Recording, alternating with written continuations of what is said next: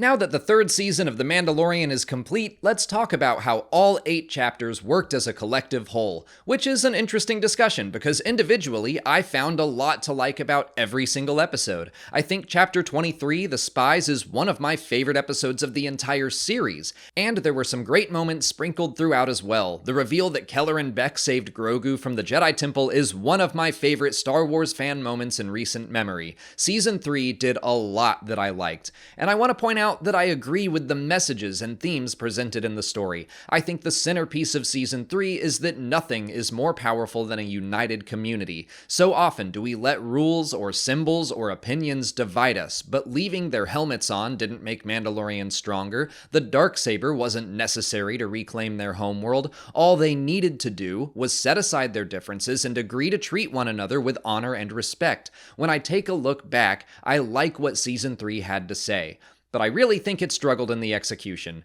Moments that should have felt big and important fell flat for me, like Bo-Katan, and I mentioned this in my finale review as well, but I found her to be a very passive character this season. She didn't choose to join the Children of the Watch, it was almost an accident. I then wanted her to take her helmet off, and she did, but only after she was given permission. I didn't mind her getting the Darksaber back, but I didn't want it to happen on a technicality. That should have felt huge, but all the other Mandalorians just kind of shrugged and accepted it.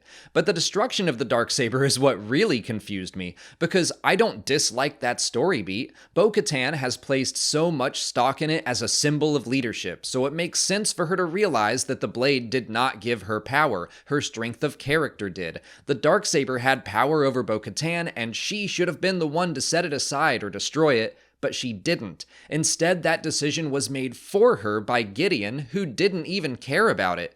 The power of choice is huge in Star Wars. We see Anakin Skywalker make the wrong choice in Revenge of the Sith, and it breaks our hearts. But in Return of the Jedi, we see Darth Vader make the right choice, and it's one of the best moments in the saga. Han Solo chooses to come back to help Luke destroy the Death Star. Ben Solo choosing to kill his father, kill Snoke, and finally kill Kylo Ren are among the most compelling scenes of the sequel trilogy. Din Djarin choosing to take off his helmet to show his son his face is one of the best parts of The Mandalorian. I love the character Bo-Katan, so it irked me that her biggest character moments didn't feel like choices, they just felt like things that happened to her. Speaking of Din and the removal of his helmet, let's talk about that rule in the Children of the Watch in general. I was really hoping that group might decide it was time to leave those rules in the past. At the very least, I would have loved to see Din decide to put that all behind him. And we kind of got there. I do like that Din told Bo-Katan she is a worthy leader because she lives with honor, not because of the Darksaber or because of the rules she follows. I missed it on my first viewing, but when Ragnar Vizsla takes the creed for the second time in the Living Waters, he makes no mention of never removing his helmet. He just promises to walk the way of the Mandalore and live by the creed. Kind of like the Darksaber's destruction, I like that on paper. The Armorer seems more flexible and accepting. Maybe the Children of the Watch are going to leave that rule behind, but if that's the plan, it was not made clear. I like that the Children of Watch have become more accepting. They're not judging other Mandalorians for taking their helmets off. That's all good. But I would have loved to see a personal victory for Din. I was thrilled he got to the Mines of Mandalore so early in the season.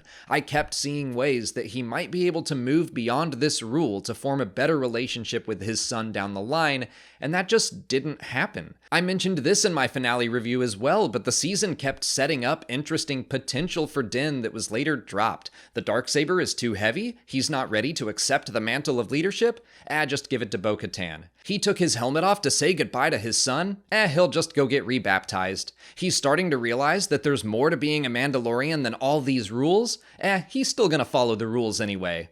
I'm imagining the exact same final scene we got in this season, but with Din sitting down and taking his helmet off to enjoy the sunshine with Grogu, and that would have felt so much bigger to me. Which makes me wonder if Pedro Pascal was just not available or something. Din and Grogu are the heart of the show, and I don't want to act like neither of them grew or changed at all this season, because they did.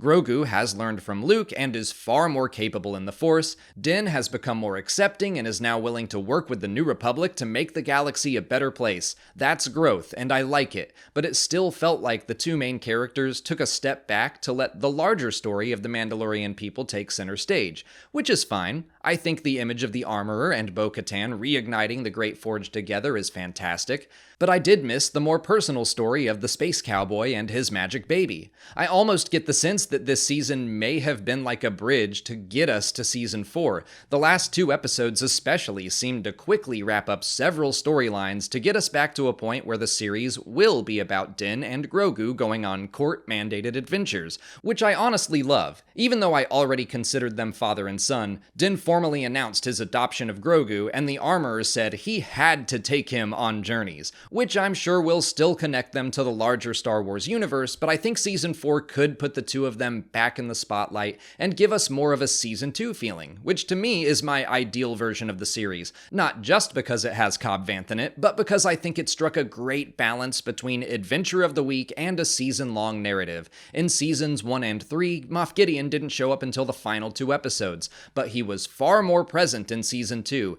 Even if all we did was check in on what he was up to at the end of an episode, I think scenes like that go a long way. I know I've been very critical of Season 3 in this video, especially for the channel known for its optimism and positive outlook on Star Wars. Whenever I do a video like this, people call me a buzzkill or something like that in the comments, but I want to reiterate that I didn't dislike this season. I enjoyed watching every single chapter for the past 8 weeks. That's the thing about The Mandalorian. Even when it's not perfect, it is so much fun to watch. Even Guns for Hire with Jack Black and Lizzo, that episode threw me for a loop, but it is some goofy Star Wars fun.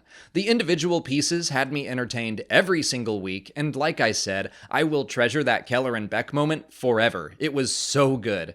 I think the narrative of the entire season came out a little messy, but it hasn't done anything to hurt my enthusiasm for Ahsoka, Skeleton Crew, or Season 4.